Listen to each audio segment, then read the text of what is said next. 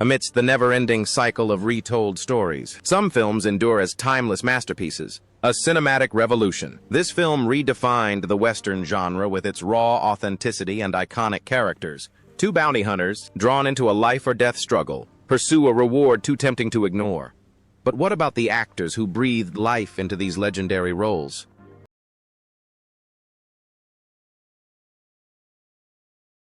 Clint Eastwood as Monco. Monco is one of several aliases used by the mysterious protagonist in Sergio Leone's Dollars trilogy, played by Clint Eastwood. The name alludes to the fact that he has lost his left hand, a detail that adds to the character's enigmatic and formidable nature.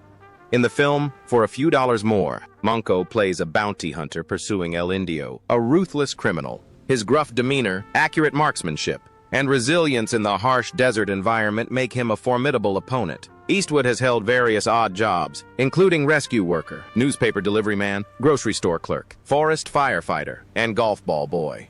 He attempted to enroll at Seattle University in 1951, but was instead drafted into the United States Army during the Korean War. According to Sandra Locke, Eastwood's longtime partner, he often referred to the Korean War, hoping to imply that he was a battlefield hero, even though in reality he only served as a rescue worker at Fort Ord in Northern California during his military service. In May 1954, Eastwood auditioned for the film 6 Bridges to Cross, but was rejected by Joseph Pevney.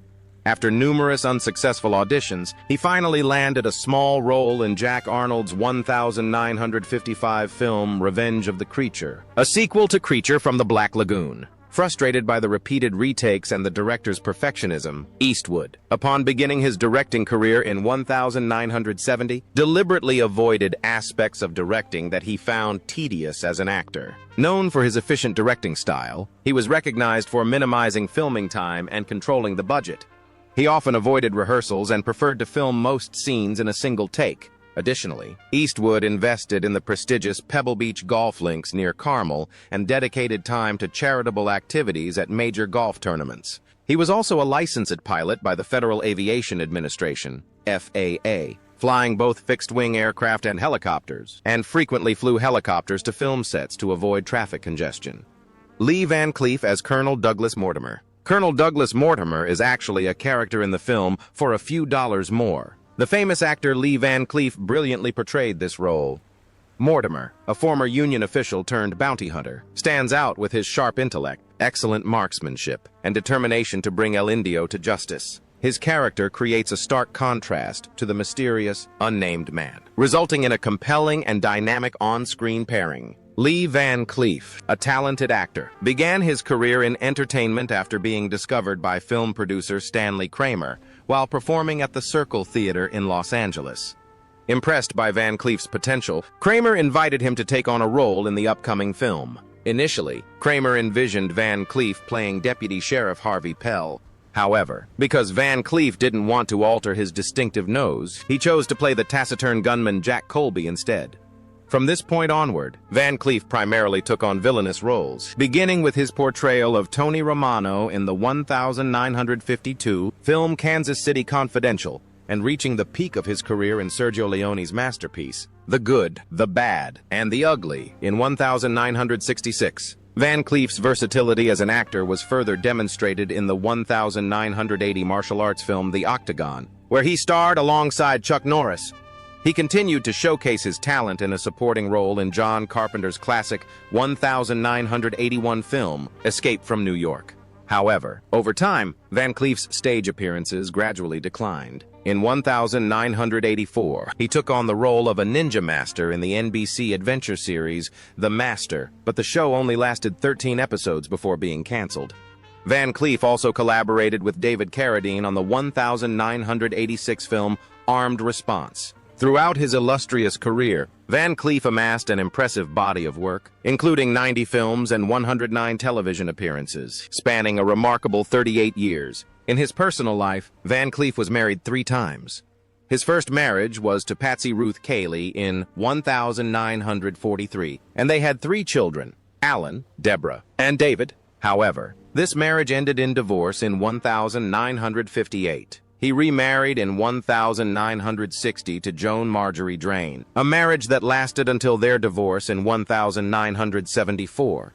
Van Cleef found love again and married Barbara Havalone in 1976, who stayed by his side until his death. Interestingly, Van Cleef was injured while building a playhouse for his daughter, resulting in the loss of the last joint of his right middle finger. Despite battling heart disease in the late 1970s and needing a pacemaker in the early 1980s, Van Cleef persevered and continued to dedicate himself to acting.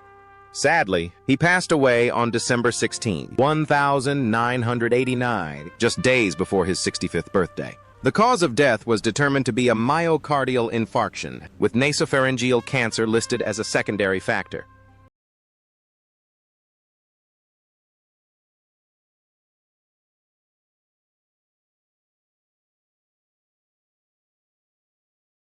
Klaus Kinski as Juan Vilde, a hunchbacked man. Juan Wilde is an unforgettable, albeit somewhat bizarre, character in the film For a Few Dollars More, portrayed by Klaus Kinski. A prominent member of El Indio's gang, Wilde's noticeable physical deformity, a pronounced hunchback, contrasts sharply with his violent and ruthless demeanor. Despite his physical limitations, Wilde is a skilled assassin, adding an unpredictable element to the gang. His unwavering loyalty to El Indio made him a key henchman, entrusted with increasingly brutal tasks. During his imprisonment at Barra Church Hall in Colchester, Kinski made his stage debut, participating in variety shows to boost the morale of the prisoners. By May 1945, as the war in Europe drew to a close, the German prisoners of war were eager to return home. Kinski, believing that sickly prisoners would be given priority for repatriation, tried to qualify by exposing himself to the cold, drinking urine, and eating tobacco. Despite these efforts, he remained healthy and was sent back to Germany in 1946. Upon arriving in Berlin, he discovered that his father had died in the war, and his mother had been killed in an Allied air raid on the city.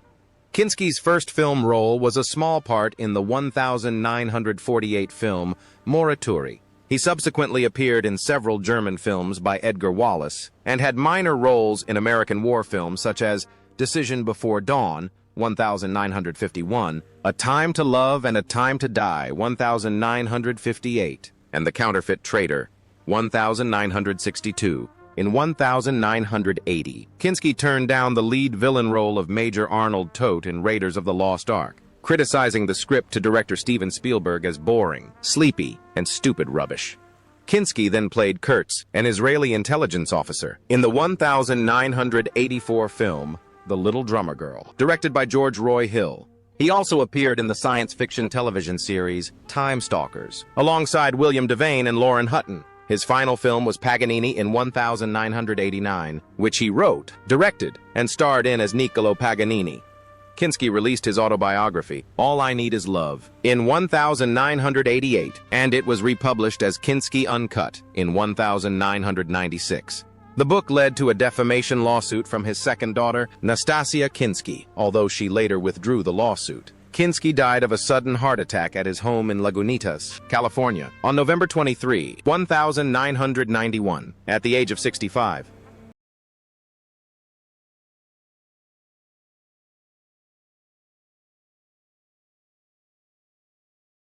Luigi Pistilli plays Groggy, a member of Indio's gang. Groggy, an integral part of El Indio's group, is notable for his unrestrained aggression and sheer strength. Often portrayed as a dim-witted henchman, his physical prowess far surpasses his intelligence. Groggy's personality is the complete opposite of the more cunning and calculating members of the gang. His primary function is to instill fear and physically overwhelm his opponents. However, his lack of self-awareness sometimes works against him, leading him into awkward situations due to his impulsive behavior. Pistilli honed his acting skills at the Piccolo Teatro in Milan, completing his studies in 1955. Even as he began his film career, he maintained close ties to the stage, frequently returning to perform in plays directed by Giorgio Strahler, a prominent figure in the world of theater, film, and television. Pistilli excelled in interpreting the works of Bertolt Brecht, particularly in the operas Three Coins and Saint Joan of the Coal Furnace, solidifying his reputation as one of Italy's leading actors. Pistilli's versatility as an actor was demonstrated through his diverse roles. He played the serial killer Albert in Mario Bava's giallo horror masterpiece, The Convulsion of the Nerves of Death, also known as the Bay of Blood, in 1971. He also had a recurring role in the popular Italian television series La Piovra, The Octopus, a compelling crime drama. Pistilli's talent for playing villains was clearly demonstrated in the 1967 film Death Rides a Horse, where he played the main antagonist. After a stint in Charles Bronson's 1970 horror film Cold Sweat, Pistilli ventured into the giallo genre, appearing in Iguana with the Tongue of Fire and Your Vice is a Locked Room and Only I Have the Key in 1972, in which he played an alcoholic. He also added a supernatural element to his career, playing a priest exorcising in the hit 1974 horror film The Eerie Midnight Horror Show, also known as The Sexorcist. Tragically, Pistilli's life ended abruptly when he took his own life at his home in Milan. This occurred just before the final performance of Terence Rattigan's opera Tosca on April 21, 1996. The performance had received harsh criticism, which may have affected Pistilli's mental state.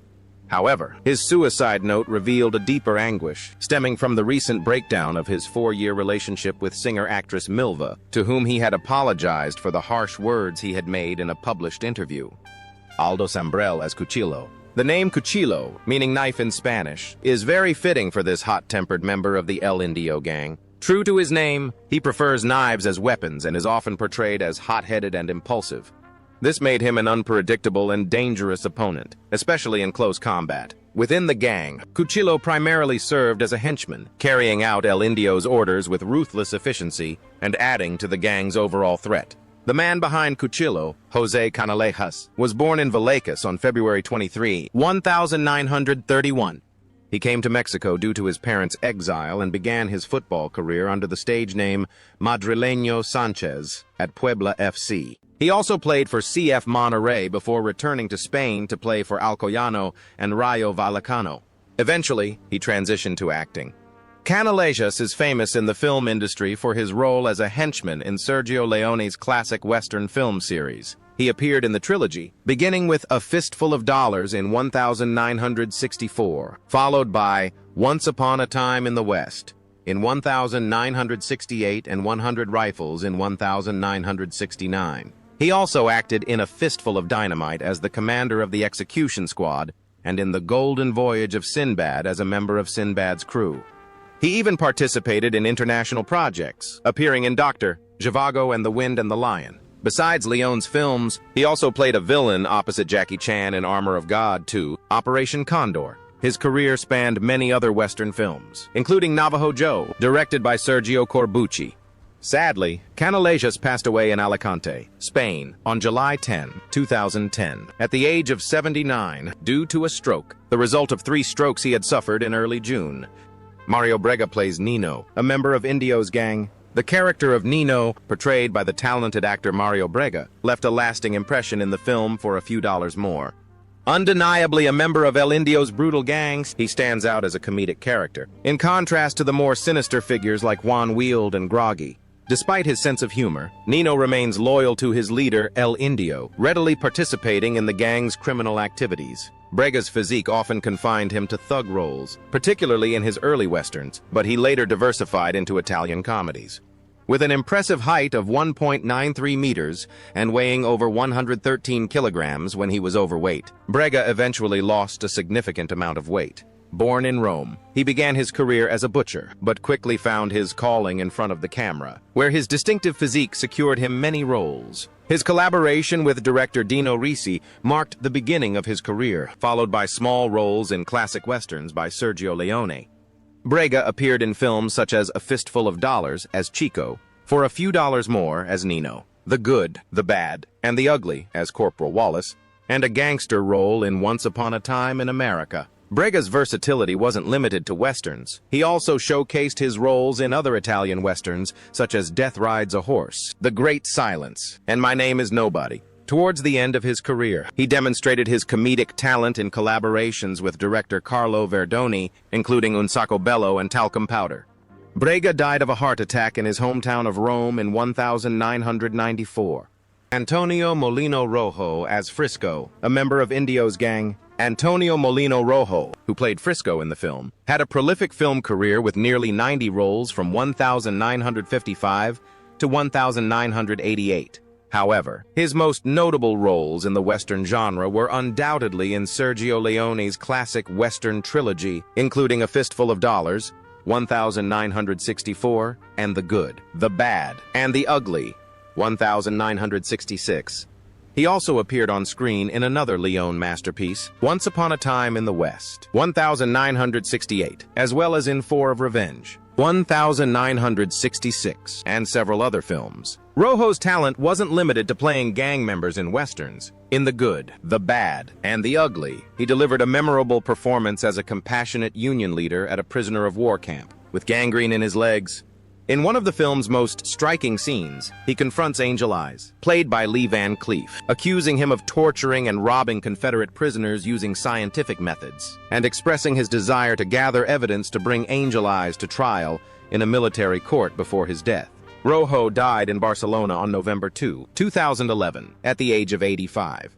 Fernando Di Leo as the cigar-smoking card player. Fernando Di Leo, the cigar-smoking card player in the film, was born on January 11, 1932, in San Ferdinando di Puglia. After a short time studying at the Centro Sperimentale di Cinematografia Film School in Rome, Di Leo began his directing career with a segment in the comedic anthology Gli eroi di ieri oggi domani, titled Un posto in paradiso. Soon after, he wrote numerous Western screenplays, often without credit, due to his passion for film noir and his desire to create an Italian version of the genre. One of his earliest attempts was the screenplay for Mino Guarini's Date for a Murder, based on Franco Anna's 1955 novel Tempo di Massacro. Di Leo's version brought the story to contemporary Rome, infusing it with elements of the spy films of the time. He reunited with Guarini in Gangster 70, but unfortunately, the film was a box office flop. Undeterred, Di Leo resolutely stepped into the director's chair, helming a series of films, including the war film Red Roses for the Führer, and erotic films such as A Woman on Fire, A Wrong Way to Love, and Seduction. He then ventured into the giallo genre with Slaughter Hotel, starring Klaus Kinski and Margaret Lee. Returning to his familiar film noir genre, he made Caliber 9 and The Italian Connection, both inspired by the works of Srebrenica. However, his next film, Il Boss, was controversial, facing fierce opposition from politicians and authorities for its explicit portrayal of the relationship between the mafia and Italy's prominent Christian Democratic Party, Democrazia Cristiana. Di Leo persevered, releasing the film noir Blood and Diamonds and the romantic drama To Be 20 in 1978, followed by Madness in 1980. The 1980s saw his shift toward television, beginning with the series L'Assassino alle ore contate, a 6-part, 1-hour television series produced by R.I. Uno, which remained unreleased as of 2013. He concluded his career with The Violent Breed and his final film, Killer vs. Killers, in the mid-1980s. The latter was not released in theaters in Italy until its DVD debut 2 decades later. Fernando Di Leo passed away in December 2003.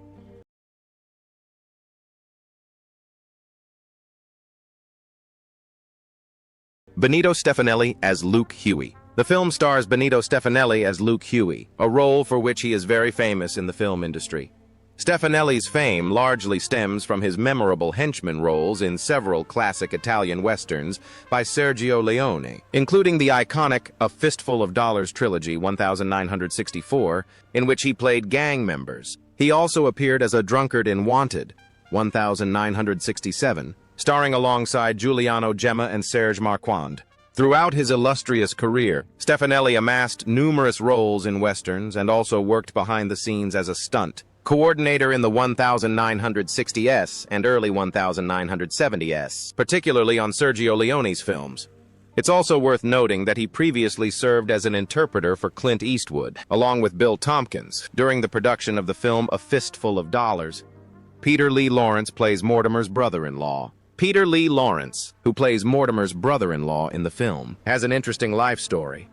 He lived in Nice with his mother for a time before moving to Rome, Italy, where he lived with his wife and son. Lawrence, whose real name was Pierre Clement, achieved success in the field of graphic novels. He also appeared in numerous films under the pseudonym Arthur Grant, with roles in critically acclaimed European productions such as Killer Caliber, 32, 1967, Day of Violence, 1967, Fury of Johnny Kidd, 1967, The Man Who Killed Billy the Kid, 1967, and Killer Adios, 1968.